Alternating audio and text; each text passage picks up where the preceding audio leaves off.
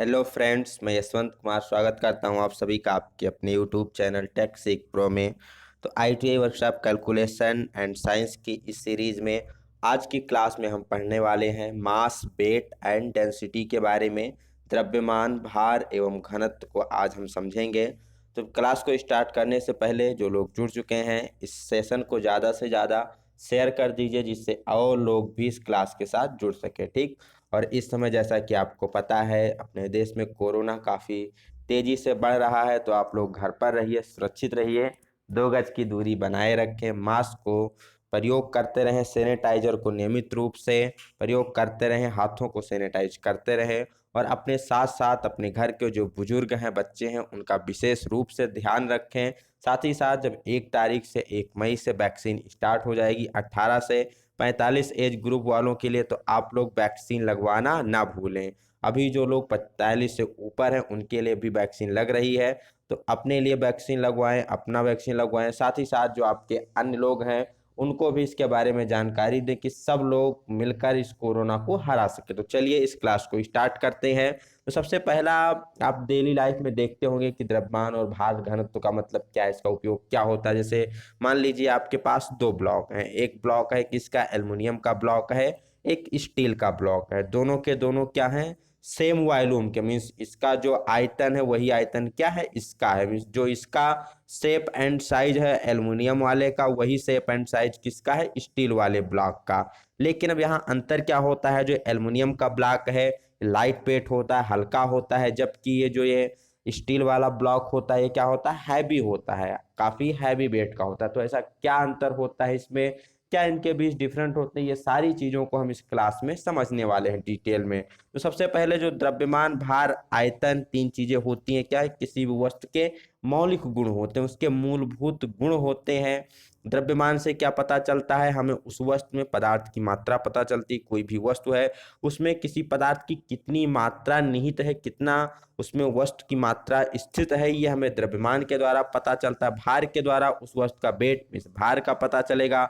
और आयतन से पता लगेगा कि उस वस्तु का आकार, शेप एंड साइज कैसा है। ठीक। तो ये तीनों आपस में इंटर रिलेट होते हैं, कैसे एक दूसरे पर डिपेंड होते हैं, इन सभी चीज़ों का अध्ययन करेंगे। साथ ही साथ इस क्लास में हम आपेक्षिक घनत्व, रिलेटिव डेंसिटी के बारे में ही चर्चा करेंगे और ये भी समझेंगे कि कोई वस्तु कब पानी में तैरती है, कब पानी में डूबती है, उसके लिए क्या कंडीशन होती हैं। तो आप लोग जल्द से जल्द सेशन को शेयर कर दीजिए, जिससे और लोग भी क्लास के साथ जुड़ सके। लाइव चैट का आप लोग उपयोग करते रहे, उसमें अपने क्वेश्चंस को पूछते रहे, वहां पर हम आपके क्वेश्चंस का भी साथ साथ में उत्तर देते रहेंगे अगर आपको कोई टॉपिक समझ में नहीं आती है तो उस कंडीशन में।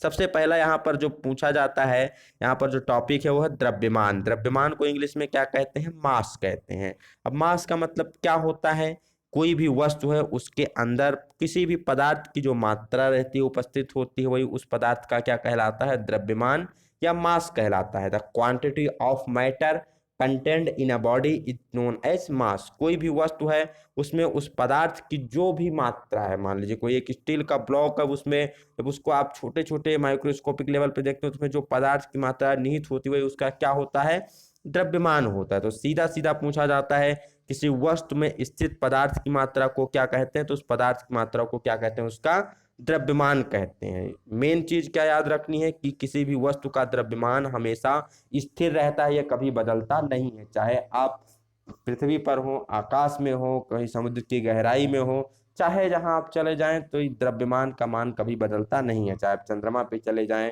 ठीक, चाहे जिस भी ग्रह पे चले जाएं, जो आपके वस्तु का द्रव्यमान होगा सदैव स्थिर होगा।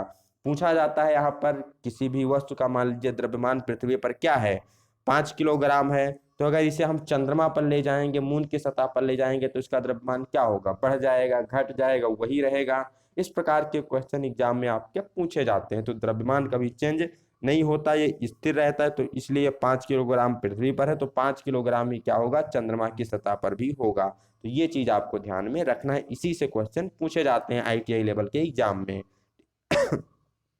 द्रव्यमान पर किसी भी स्थान या किसी भी दशा के परिवर्तन का कोई प्रभाव नहीं पड़ता। सर्दी, गर्मी, बरसात कुछ भी हो, द्रव्यमान पर किसी भी दशा का, किसी भी स्थान परिवर्तन का कोई प्रभाव नहीं पड़ता है। द्रव्यमान का इकाई क्या होती है, तो द्रव्यमान को हम किलोग्राम में नापते हैं। अगर बात की जाए एसआई यूनिट की या फिर मेट्रिक यूनिट, तो इसका होता है किलोग्राम। सीजीएस में इसे किस में नापते हैं, ग्राम में नापते हैं, और एफपीएस में इसे किस में नापते हैं, पाउंड में नापते हैं। आपने यूनिट एंड मेजरमेंट वाला चैप्टर अच्छे से पढ़ा होगा तो आपको पता होगा एमकेएस, सीजीएस और एफपीएस 3 प्रणाली होती है। तो एमकेएस में किलोग्राम में नापते हैं, सीजीएस में उसको ग्राम में नापा जाता है द्रव्यमान को, और एफपीएस में किस में, पाउंड में द्रव्यमान को नापते हैं। तो पूछा गया जाता है कि किसी भी वस्तु के अंदर, किसी पदार्थ के अंदर जो पदार्थ की मात्रा होती है वही क्या कहलाती है, उसका द्रव्यमान कहलाती है। Matter content in a body known as mass unit का होता है, तो यूनिट होता है किलोग्राम, ग्राम और पाउंड। मेन इंपॉर्टेंट की द्रव्यमान हमेशा स्थिर रहता है, कभी बदलता नहीं है। चलते हैं दूसरे टर्मिनोलॉजी को देखते हैं जो कि है भार। इंग्लिश में भार को कहते हैं वेट। ठीक, वेट क्या होता है हम कोई भी वस्तु है, ये हमारी मान लीजिए पृथ्वी है। ठीक, अगर कोई भी वस्तु पृथ्वी से हम ऊपर की तरफ उछालते हैं तो क्या होता है, कुछ समय बाद जो कुछ दूरी तक ऊपर जाते हैं उसके बाद क्या करती है, नीचे आने लगती है। ठीक, एक समान रूप से क्या करने लगती है, नीचे गिरने लगती है। तो ऐसा क्यों होता है, क्योंकि जो पृथ्वी होती है सभी वस्तुओं को क्या करती है, अपने केंद्र की तरफ आकर्षित करती है। ठीक, तो ये जिस आकर्षण बल से क्या करती है, उसे खींचती है, आकर्षित करती, वही क्या होता है, गुरुत्वाकर्षण बल होता है। ठीक, तो अब इसको हम समझते हैं।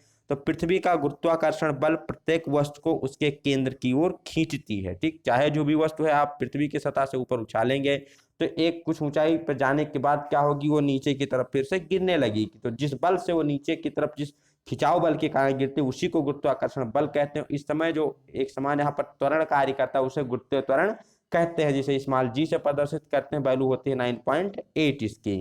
ठीक, तो पृथ्वी क्या करती है, गुरुत्वाकर्षण बल के कारण सभी वस्तु को अपने केंद्र की ओर खींचती है।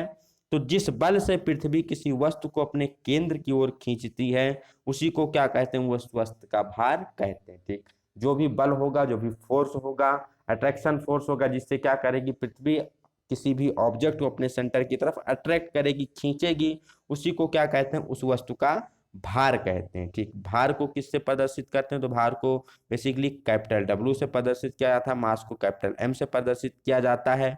भार को कैसे निकालते हैं, मान लीजिए डब्ल्यू क्या है, किसी वस्तु का भार है, एम क्या है, वस्तु का द्रव्यमान है, जी क्या है, गुरुत्वीय त्वरण है। तो इस कंडीशन में आप भार को कैसे निकालते हैं, तो डब्ल्यू बराबर होता है एम इंटू जी। ठीक, डब्ल्यू बराबर क्या होता है, एम इंटू जी। इस द्रव्यमान को जब हम गुरुत्वीय त्वरण से गुणा करते हैं तो जो हमें वैल्यू प्राप्त होती है वो क्या होती है, न्यूमेरिकली उसके भार के बराबर होती है।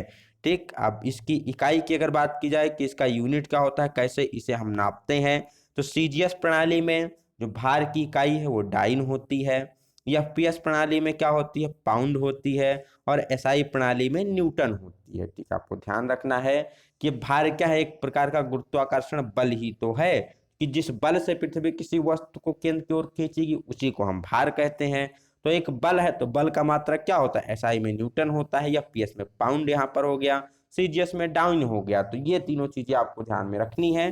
ठीक, तो चलते हैं। अब यहाँ पर पूछा जाता है अगला कि मान लीजिए कोई वस्तु यहाँ पर पृथ्वी पर है, उसका भार क्या है, उसका भार 6 किलोग्राम, सॉरी 6 ग्राम या 6 डाइन कुछ भी कह लीजिए। ज़्यादातर जब हम यहाँ न्यूमेरिकल देखते हैं किसमें, टेक्निकल में, तो यहाँ पर इसको 6 किलोग्राम भार लिखते हैं। तो इससे आप कंफ्यूज मत होइएगा। तो यहाँ पर जो यूनिट दी गई है डाइन, पाउंड, न्यूटन दिया गया है, बट यहाँ पर जो टेक्निकल में आपको चीज़ें मिलेंगी वो ऐसे लिखा मिलता है, 6 किलोग्राम भार होता है, तो आप कंफ्यूज नहीं होंगे वहाँ पर।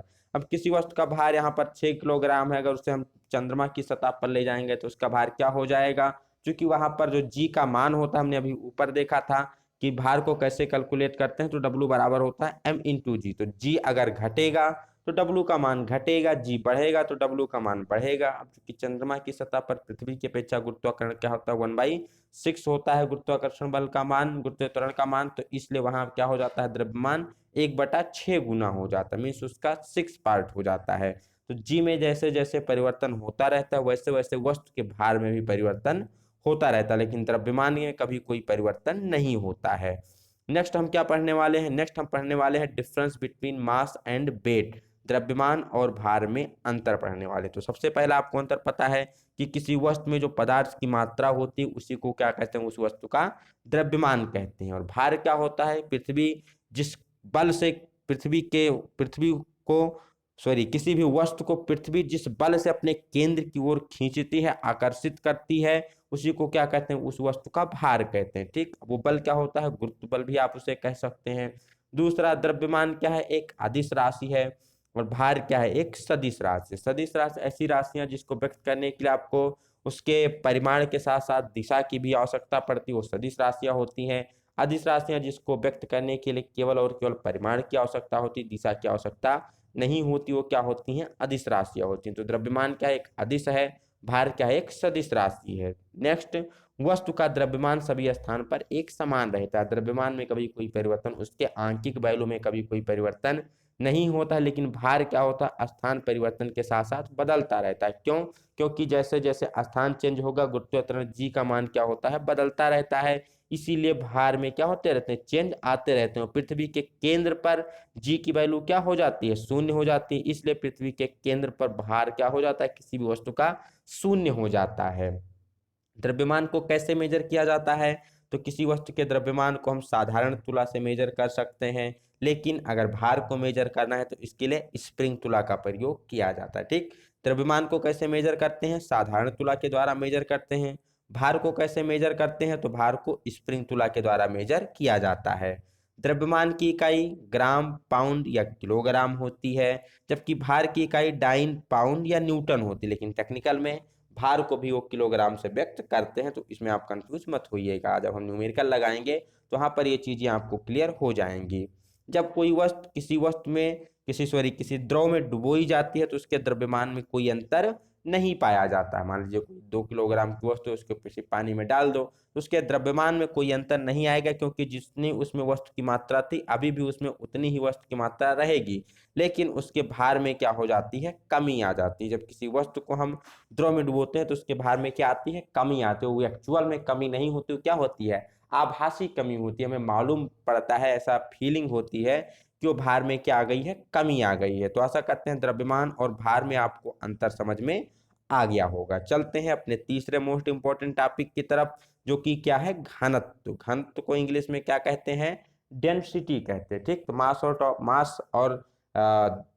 मास और वेट आपको क्लियर हो गया होगा। कोई भी डाउट है तो आप लाइव चैट में पूछ सकते हैं।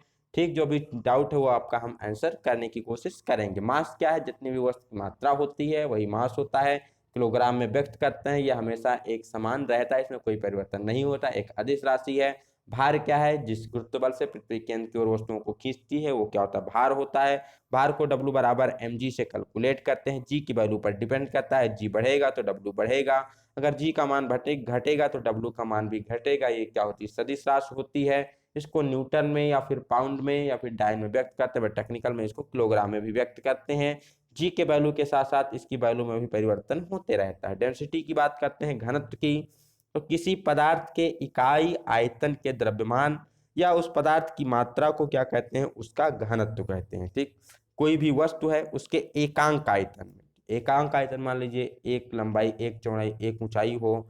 ठीक, तो उसमें जितनी पदार्थ की मात्रा होगी या उसका द्रव्यमान जितना होगा उसी को क्या कहते हैं, उसका घनत्व कहते हैं। जैसे मान लीजिए एक, अगर हम ले लें या फिर मीटर को कंसीडर करें, तो 1 मीटर लंबा, 1 मीटर चौड़ा, 1 मीटर मोटा कोई हम ब्लॉक ले लिया। अब उसका जो द्रव्यमान है, उसका जो क्या है, उसमें पदार्थ की मात्रा है, वही क्या कहलाती है, उस पदार्थ का घनत्व कहलाती है। स्टैंडर्ड मान लिया जाता है, इसीलिए यहाँ कहा गया है इकाई। अब ये इकाई कुछ भी हो सकती है, यूनिट नहीं दिया जाता है। ठीक, तो कहते हैं किसी भी पदार्थ के एकांक आयतन के, ठीक, यूनिट वॉल्यूम में जितना भी मास होता है वही क्या कहलाता है, उसका डेंसिटी कहलाता है। ठीक, the mass of unit volume of any object is known as density. ठीक, इसको निकालते कैसे हैं, इसको हम कैलकुलेट कैसे करते हैं, तो एक फार्मूला होता है, घनत्व बराबर द्रव्यमान बटा आयतन, density equal to mass upon volume. Density को हम डेंसिटी को किससे प्रदर्शित करते हैं, रो के द्वारा प्रदर्शित करते हैं, मास को m से और वॉल्यूम को b से। तो रो बराबर होता है m/b।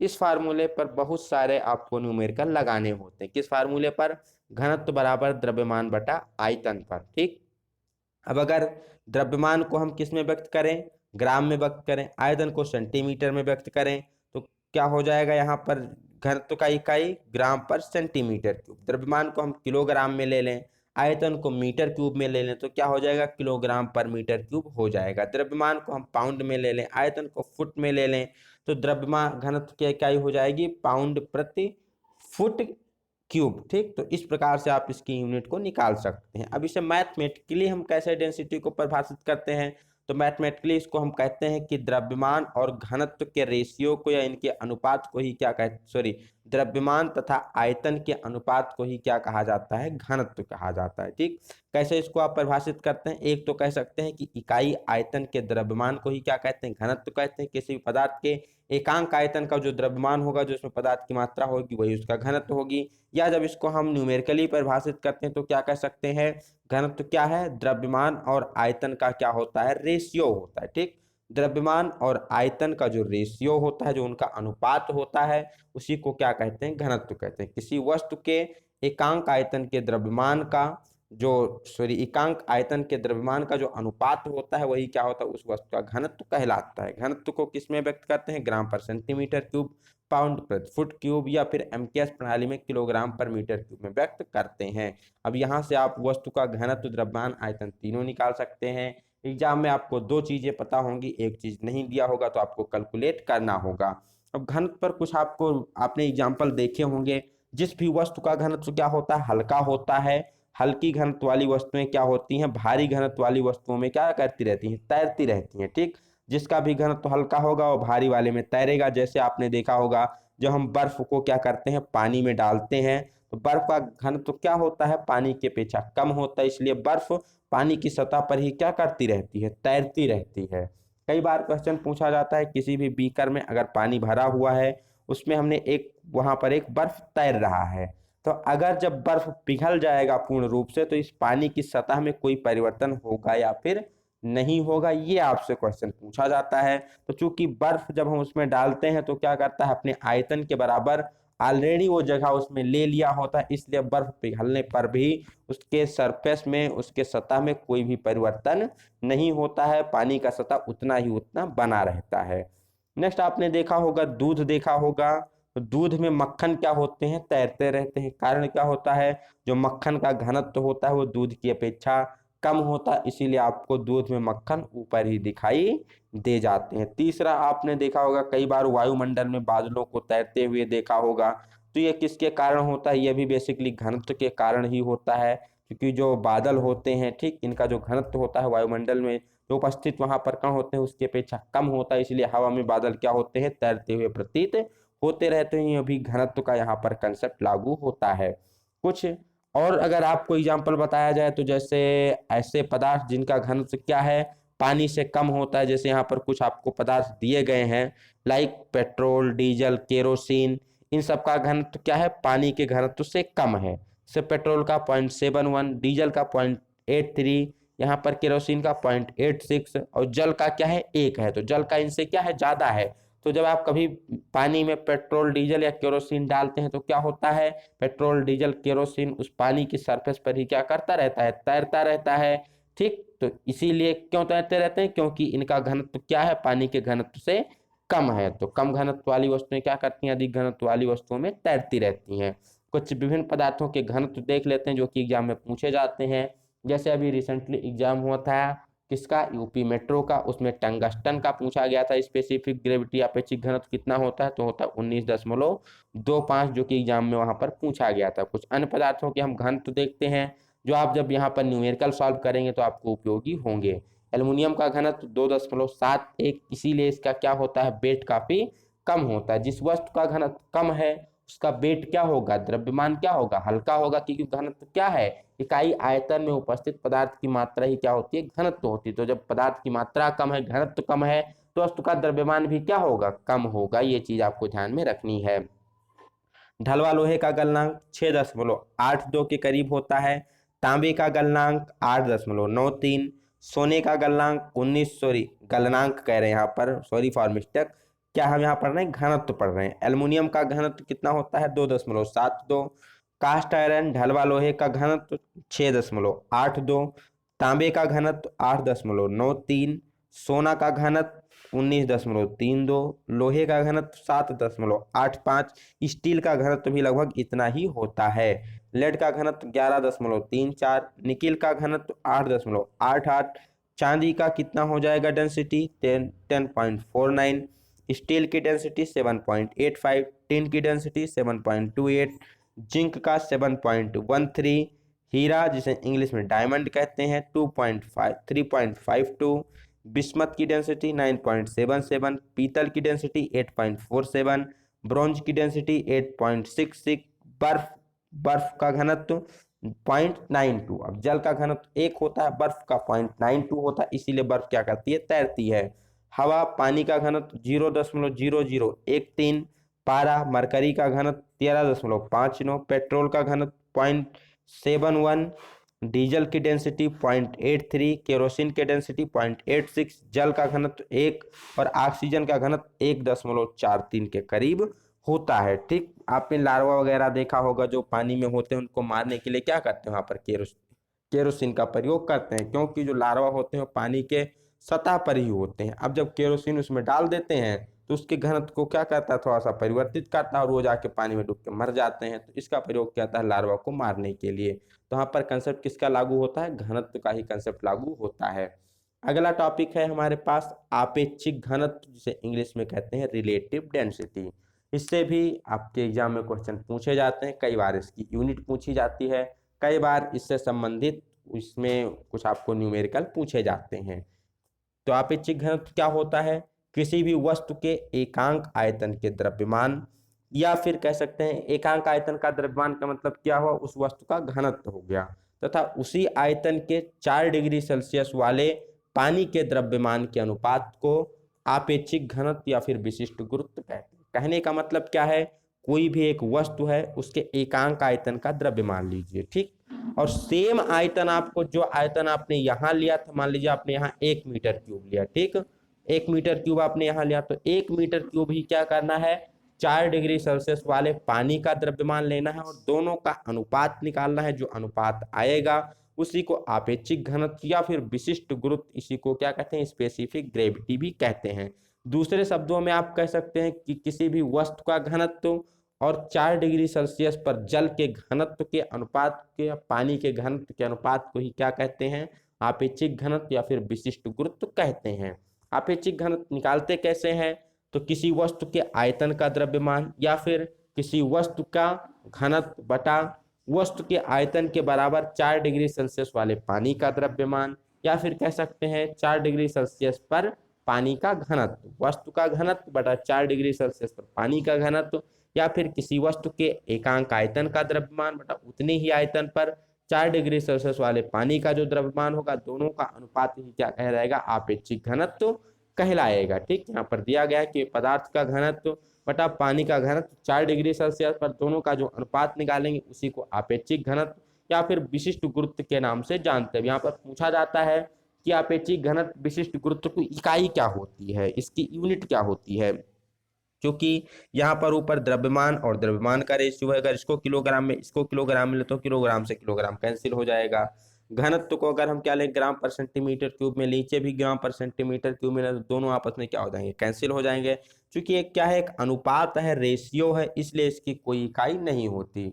आपेक्षिक घनत्व हो गया, या फिर आप स्ट्रेंथ ऑफ मटेरियल में पढ़ते हैं विकृति, स्ट्रेन जिसे कहते हैं, मेंसुरेशन में आप पढ़ते हैं कोण, एंगल, तो इन तीनों की कोई इकाई नहीं होती, क्योंकि ये क्या होते हैं, एक अनुपात होते हैं। ठीक, इसीलिए इनकी इकाई नहीं होती है। तो ये बहुत ही मोस्ट इंपॉर्टेंट पॉइंट आपको नोट करने वाला होता है। कुछ पदार्थों के यहाँ पर विशिष्ट गुरुत्व दिए गए हैं, आप देख लें। आपेक्षिक घनत्व जैसे एल्युमिनियम का 2.72 होता है, पेट्रोल का 0.75, लेड का 11.35, बैटरी में जो एसिड प्रयोग करते हैं H2SO4 उसका 1.285 होता है, ढलवा लोहे का 7.2, हाई स्पीड स्टील का 7.8, जल का कितना होता है, 1 होता है, डीजल ऑयल का 0.84 होता है। ठीक, तो आपको पता होना चाहिए कि इनका घनत्व कितना कितना होता है, ये भी आपसे एग्जाम में पूछा जाता है। इसी के बेसिस पर न्यूमेरिकल आते हैं, एग्जाम्पल्स आते हैं, तो अगर आपको पता है तो इसे इजीली से आप कैलकुलेट कर सकते हैं। आपेक्षिक घनत्व को ही क्या कहते हैं, विशिष्ट गुरुत्व, स्पेसिफिक ग्रेविटी कहते हैं, और ये एक अनुपात है, इसलिए इसकी कोई इकाई नहीं होती, इसका कोई मात्रक नहीं होता, एक विमाहीन राशि होती है। घनत्व और आपेक्षिक घनत्व में क्या अंतर है, तो घनत्व का मतलब किसी वस्तु के एकांक आयतन का द्रव्यमान। एकांक आयतन में यूनिट वॉल्यूम में जो उसका यूनिट वॉल्यूम में जो उसका मास होता है वही उसका घनत्व कहलाता है। जबकि आपेक्षिक घनत्व क्या होता है? आपेक्षिक घनत्व का मतलब एकांक आयतन का द्रव्यमान और पानी के आयतन का द्रव्यमान, जब दोनों का हम रेशियो लेते हैं तो जो चीज हमें प्राप्त होती है वह क्या कहलाती है? आपेक्षिक घनत्व कहलाती है। घनत्व मतलब केवल वस्तु के एकांक आयतन का द्रव्यमान, लेकिन आपेक्षिक घनत्व वस्तु के एकांक आयतन का द्रव्यमान बटा पानी का द्रव्यमान। ठीक, तो दोनों का जब अनुपात निकालेंगे तो क्या आएगा? आपेक्षिक घनत्व आएगा। घनत्व की इकाई किलोग्राम प्रति मीटर क्यूब, ग्राम पर सेंटीमीटर क्यूब, पाउंड प्रति फुट क्यूब होती है, लेकिन आपेक्षिक घनत्व की कोई भी इकाई नहीं होती। क्यों? क्योंकि क्या है? एक अनुपातिक राशि, एक अनुपात है, इसलिए इसकी कोई इकाई नहीं होती है। अगला, घनत्व प्रत्येक इकाई में इसकी संख्या भिन्न भिन्न होती है। मीन्स हर एक इकाई में क्या होता है? ये बदलता रहता है। अगर यहाँ पर हम किलोग्राम पर मीटर क्यूब लेंगे तो इसकी इसकी वैल्यू कुछ अलग आएगी। ग्राम पर सेंटीमीटर क्यूब लेंगे तो इसकी वैल्यू कुछ अलग आएगी। पाउंड प्रति फुट क्यूब लेंगे तो इसकी वैल्यू अलग आएगी। लेकिन जो आपेक्षिक घनत्व है प्रत्येक इकाई में इसका संख्यात्मक मान एक ही होता है, यह बदलता नहीं है। तो आशा करते हैं ये चीजें आपको समझ में आई होंगी। दूसरा यहाँ पर अब पूछा जाता है कि आप आपेक्षिक घनत्व को कैसे निकाल सकते हैं? तो कई सारे उसके मेथड होते हैं निकालने के लिए। बोतल मेथड होता है, आर्किमिडीज का सिद्धांत तो होता है, कई सारे सिद्धांत होते हैं, बट मेन जो हमारे एग्जाम में पूछा जाता है वो पूछा जाता है आर्किमिडीज का सिद्धांत। ठीक, एनपीसीआईएल में इस बार जो 17 फरवरी को पेपर हुआ था, सॉरी 16 फरवरी को पेपर हुआ था, उसमें इससे रिलेटेड क्वेश्चन यहाँ पर पूछा गया। सो 17 फरवरी को मॉर्निंग में ही था, तो इससे रिलेटेड यहाँ पर क्वेश्चन पूछे गए थे। तो ये चीज आपको ध्यान में रखनी है कि आपेक्षिक घनत्व से रिलेटेड जो आर्किमिडीज का प्रिंसिपल है वो क्या कहता है। तो आर्किमिडीज का प्रिंसिपल क्या कहता है कि जब कोई वस्तु किसी द्रव में पूरी तरीके से या फिर आंशिक रूप से डुबोई जाती है तो उसके भार में एक कमी आ जाती है, एक आभासी कमी आ जाती है। वास्तव में कमी नहीं होती, वो कमी क्या होती है? आभासी कमी होती है। ठीक, हमें लगता है कि उसके भार में क्या हो गई? कमी आ गई। जैसे मान लीजिए आप एक नदी पार कर रहे हैं, अब आपको एक बोझा सर पर लेके जा रहे हैं। अगर सर पर बोझा लेके जाएंगे तो आपको भार ज्यादा लगेगा। आप उसी बोझे को आप क्या कर दिए? पानी की सरफेस पर रख के फिर पानी के सहारे उसको ले जाइए, तो आपको क्या लगेगा कि ये बोझा हमारा बहुत हल्का हो गया है। ठीक, तो क्या होता है जब वो पानी पर आंशिक रूप से या पूरी रूप से डूबती है तो भार में क्या हो जाती है? कमी हो जाती है। वास्तव में नहीं होती, वो आभासी कमी होती है। तो वही यहाँ पर कह रहा है कि जब किसी वस्तु को किसी द्रव में या तो पूरी तरीके से डुबा दिया जाए या फिर आंशिक रूप से थोड़ा डुबाया जाए, थोड़ा ऊपर रहे, तो उसके भार में क्या होती है? कमी आ जाती है। भार में जो एक कमी होती है वो उस वस्तु द्वारा हटाए गए द्रव के भार के बराबर होती है। मान लीजिए किसी भी यहाँ पर बीकर में पानी भरा हुआ है, ठीक, या कोई अन्य द्रव भरा हुआ है। एक वस्तु हमने क्या किया? इसमें डुबो दिया, या तो पूरा रूप से डुबो दिए या फिर आंशिक रूप से, आधा डूबी है आधा ऊपर है। तो आपको लगेगा कि इस वस्तु के भार में क्या है? कुछ कमी हो गई है। तो ये कमी किसके बराबर होगी? जब इस वस्तु को हम इस द्रव में डुबोते हैं तो ये अपने स्थान को बनाने के लिए वहां पर क्या करते? कुछ द्रव को इधर उधर करती थी, कुछ द्रव को क्या करती? इधर उधर विस्थापित करती है। तो ये जितना द्रव का हटाती है, जितने भार के द्रव को हटाती है, उतना ही इसके भार में क्या आ जाती है? कमी आती है। यही इसके कहने का मतलब है कि जब हम वस्तु को क्या करेंगे? पूरी तरीके से आंशिक रूप से किसी द्रव में डुबोएंगे तो उसके भार में कितनी कमी आएगी? तो उसके भार में उतनी ही कमी आएगी जितना क्या करेगी? इस द्रव को यह विस्थापित करेगी। इधर उधर जितना यह पानी को हटाएगी या अन्य द्रव को हटाएगी, उतना जो भार होगा उस द्रव का, उतना ही इसके भार में क्या आ जाएगी? कमी आ जाएगी। ठीक, तो आशा करते हैं आपको आपेक्षिक घनत्व का मतलब समझ में आया होगा। फिर से देखते हैं क्या है। जब किसी भी वस्तु को क्या हम करेंगे? पूरी तरीके से या फिर आंशिक रूप से किसी द्रव में डुबाते हैं तो क्या होता है? उसके भार में एक कमी आ जाती है। तो कमी क्यों आती है भार में? तो ये इसलिए आती है क्योंकि वो अंदर जाने पर कुछ ना कुछ भार को हटाती, कुछ दरों को इधर उधर विस्थापित करती है। तो जितने भार के दरों को वो विस्थापित करती है उतना ही इसके भार में कमी आती है। यही आर्किमिडीज का सीधा सीधा प्रिंसिपल आपके एग्जाम में पूछ लिया जाता है कि किसी भी वस्तु द्वारा हटाए गए द्रव का भार किसके बराबर होता है। ठीक, तो वो किसके बराबर होता है? जितना भार में कमी होती वही वो द्रव को विस्थापित करती है। तो ये जो आर्किमिडीज का सिद्धांत से ठोस पदार्थों का आपेक्षिक घनत्व ज्ञात किया जा सकता है, चाहे वो पानी में घुलनशील हो या घुलनशील ना हो। दोनों प्रकार के पदार्थों का हम क्या कर सकते हैं, आपेक्षिक घनत्व आर्किमिडीज के सिद्धांत से हम निकाल सकते हैं। ठीक, तो चलते हैं नेक्स्ट क्वेश्चन की तरफ, नेक्स्ट प्रिंसिपल की तरफ, जो कि है पालवन का सिद्धांत, प्रिंसिपल ऑफ फ्लोटेशन।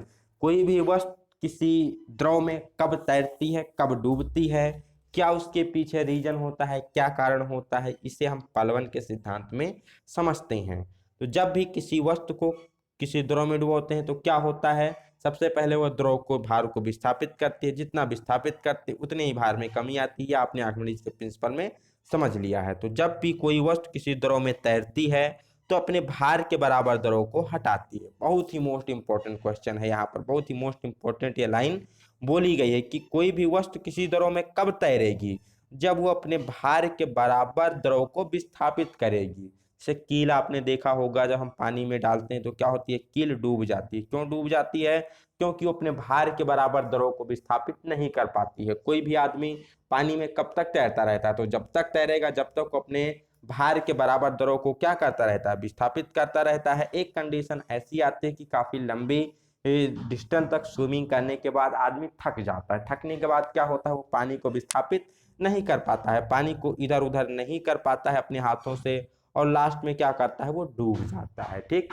तो डूबता कब है, जब वो द्रव को विस्थापित करने में असमर्थ हो जाता है। जब तक वो द्रव को विस्थापित करता रहेगा, हटाता रहेगा, तब तक वो उसमें तैरता रहेगा। जैसे लोहे की जो जहाज वगैरह होती है पानी में क्यों तैरती रहती है, क्योंकि वो अपने जितना उसका भार है उतना द्रव को क्या करती रहती है, हटाती रहती है, इसीलिए उसमें तैरती रहती है। जबकि लोहे की बनी जो अन्य वस्तुएं होती है, कील वगैरह होती है, डूब जाती हैं इमीडिएटली, क्योंकि वो विस्थापित द्रव को नहीं कर पाती हैं। तो इतना चीज आपको समझ में आना चाहिए, कोई भी वस्तु क्यों तैरती है, तो अपने भार के बराबर द्रव को विस्थापित करती है तभी तक तैरती है। ठीक, इस प्रकार हटे हुए द्रव का उछाल वस्तु पर ऊपर की ओर कार्य करता है। ठीक, जब क्या करते हैं, कोई भी वस्तु को हम हटाते हैं, इस तरह से दबाते हैं, तो वहां पर क्या करता है, एक बल लगता है। सपोज दैट, मान लीजिए यहाँ पर कोई वस्तु है, यहाँ पर ये तैर रही है। ठीक, तो क्या हो रहा है, जब इस यहाँ पर पानी भरा हुआ है, इतने पीस का हमने लाकर मेटल पानी में डाला, तो पानी, ये मेटल क्या करेगा, पानी में नीचे की ओर एक दबाव लगाएगा, मीन्स द्रव को हटाने की कोशिश करेगा। तो ये जितने द्रव को हटाने की कोशिश करे, मान लिया पहले यहाँ तक लेवल था, अब इसको हमने डाला तो थोड़ा सा लेवल ये बढ़ गया, क्योंकि यहाँ से द्रव क्या हो गया, ऊपर की तरफ चला गया, इसने द्रव को हटाया। तो इस वस्तु ने क्या किया, नीचे की तरफ एक बल लगाया। ठीक, बल लगाकर वस्तु के द्रव को विस्थापित किया। अब जब ये इसको विस्थापित करेगी तो ये भी क्या होगा, नीचे आने की कोशिश करेगा।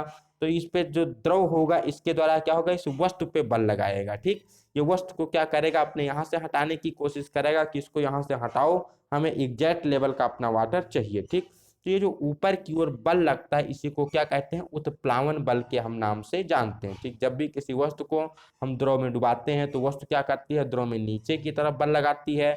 अब उस बल के बराबर ही क्या किया जाता है, द्रव की सरफेस के द्वारा ऊपर की तरफ वस्तु पर बल लगाया जाता है। तो जी ऊपर के द्वारा बल लगाया जाता है, जिसके कारण वस्तु तैर पाती, इसी को हम क्या कहते हैं, उत्प्लावन बल के नाम से जानते हैं। ये चीजें भी आपको ध्यान में रखनी है। ठीक, तो बहुत ही मोस्ट इंपॉर्टेंट यहाँ पर कंसेप्ट होता है। ठीक, तो आशा करते हैं समझ में आया होगा आपको उत्प्लावन का सिद्धांत, कि कोई भी वस्तु द्रव में कब तैरती है, जब अपने भार के बराबर द्रव को विस्थापित करती है, और जो हटाए हुए द्रव का उछाल होता है वस्तु पर ऊपर की ओर कार्य करता है। आर्किमिडीज के सिद्धांत के अनुसार हटाए गए द्रव का भार ऊपर की ओर उछाल के बराबर होता है। यहाँ इसकी तीन संभावनाएं होती हैं, कंडीशन तीन होती हैं। उन तीनों कंडीशन के अनुसार वह डूबती है, तैरती है, ये तीनों उससे निर्धारित होता है। तो बेसिक आपको समझ में आया होगा कि जब हम इसको डुबोते हैं तो क्या करती है, द्रव के भार को विस्थापित करती है।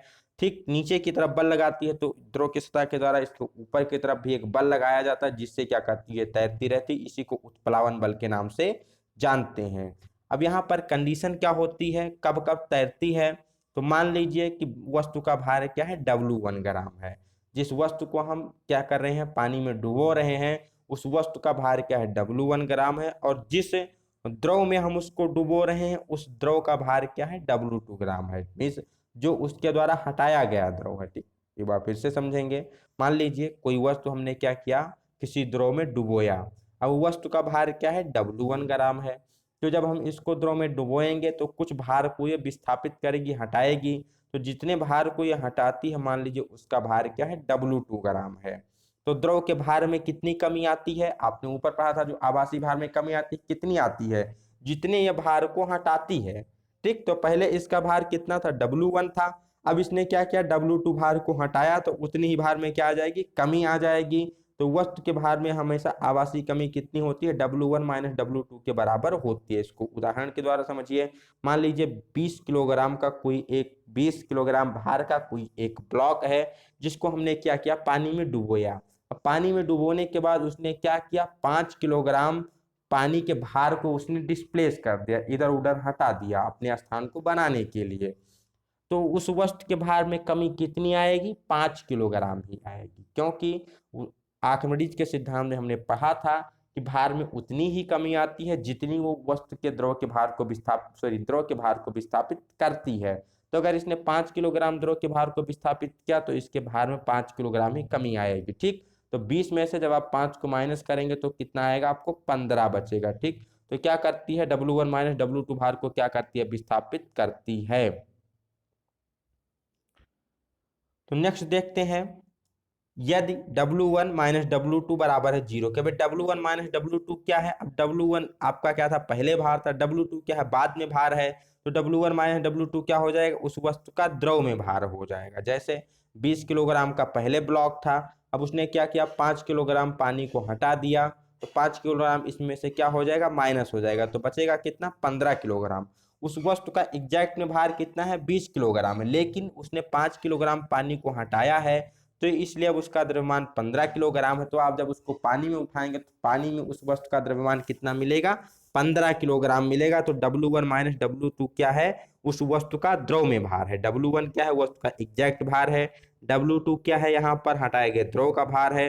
अब W1 माइनस W2 क्या, उस वस्तु का द्रव में भार है, कि द्रव में उस वस्तु का भार कितना है, पानी में उस ब्लॉक का भार कितना है, ये W1 माइनस W2 दिखाता है। यहाँ पर 3 कंडीशन होती है, उसको हम समझते हैं। पहली कंडीशन है, यदि W1 माइनस W2 बराबर है 0 के, मीन्स वस्तु का भार क्या है, जो द्रव में वस्तु का भार है वो 0 है।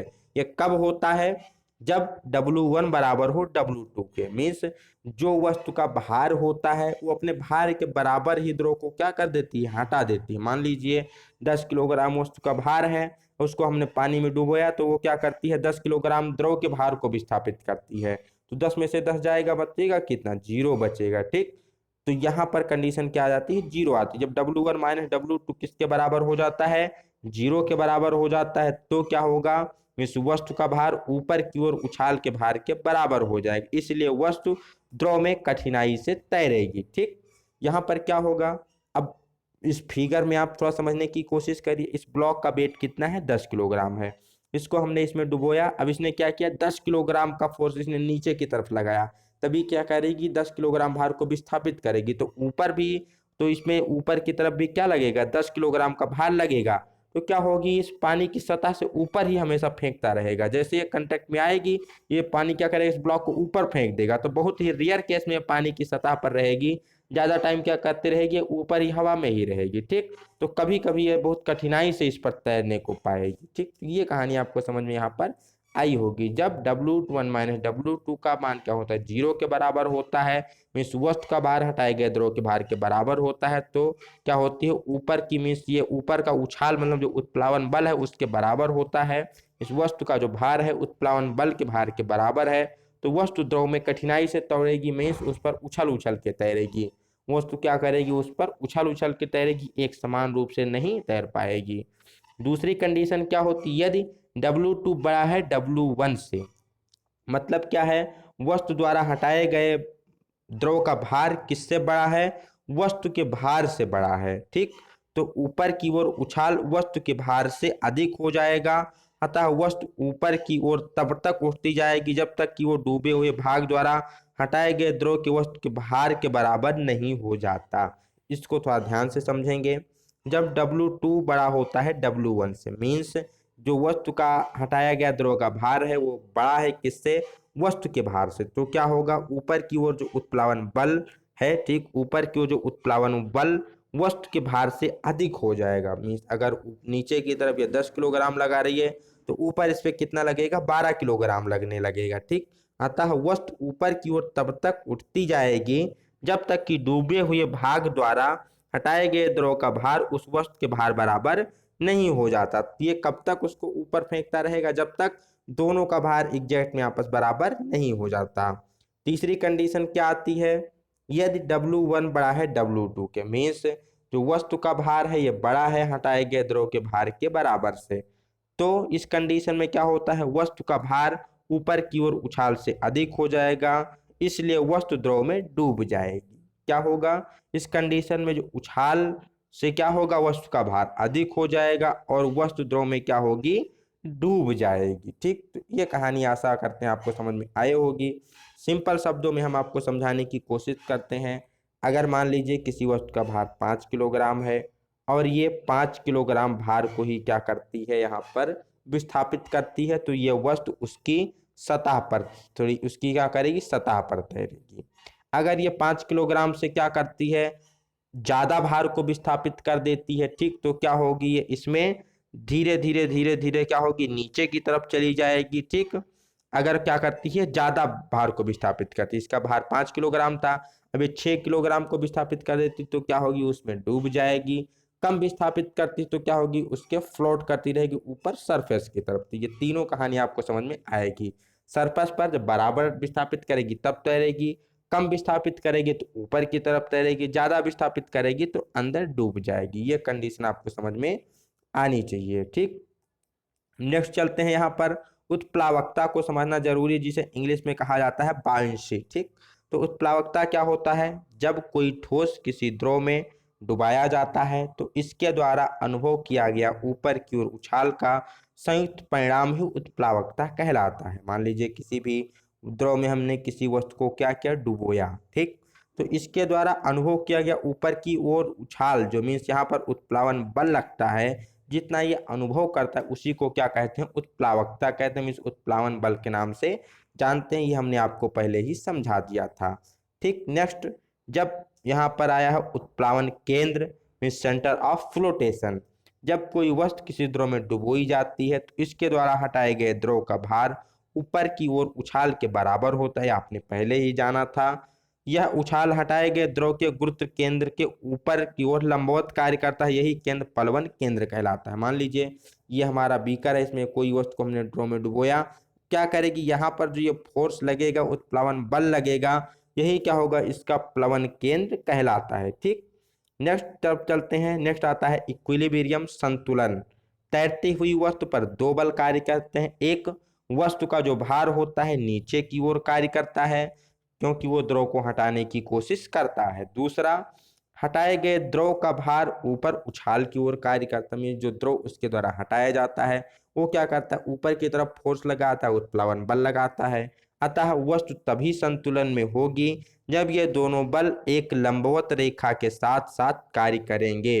मीन्स ये संतुलन में कब तक रहेगी? संतुलन कब तक बना रहेगा? जब तक ये दोनों एक दूसरे के लंबवत, लंबवत का सेंस क्या हुआ? 90 डिग्री पर कार्य करते रहेंगे, तब तक दोनों वस्तुएं क्या होगी? संतुलन में रहेंगी। अर्थात संतुलन के लिए पलवन केंद्र और गुरुत्व केंद्र एक लंबवत रेखा पर होने चाहिए। मीन्स यहाँ पर जो प्लावन के द्वारा यहाँ पर जो इसका केंद्र है और जो वस्तु का गुरुत्व केंद्र है, ये दूसरे के एक सेंटर रेखा क्या क्या होना चाहिए? 90 डिग्री पर होने चाहिए, तभी क्या होगी? संतुलन की कंडीशन बनी रहती। तो ये है इक्विलिब्रियम की कंडीशन।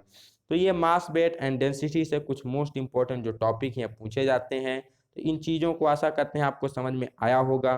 बाकी जो चीज़ें हैं और क्या इस चैप्टर से पूछा जाता है उसको हम कवर करेंगे किसके द्वारा? न्यूमेरिकल्स के द्वारा, ऑब्जेक्टिव क्वेश्चन के थ्रू हम और डिटेल में डिस्कस करेंगे जो भी चीज़ें हैं। वीडियो आपको अगर अच्छी लगी हो तो आप अपने फ्रेंड के बीच इसे ज़्यादा से ज़्यादा शेयर करिएगा। आप लोगों के जो भी डाउट हैं आप कमेंट सेक्शन में छोड़ सकते हैं, टेलीग्राम चैनल में पूछ सकते हैं। ठीक, तो मिलते हैं नए वीडियो में, तब तक आप लोग स्वस्थ रहिए, मस्त रहिए, घर पर रहिए, सुरक्षित रहिए। ठीक, keep in touch, bye bye.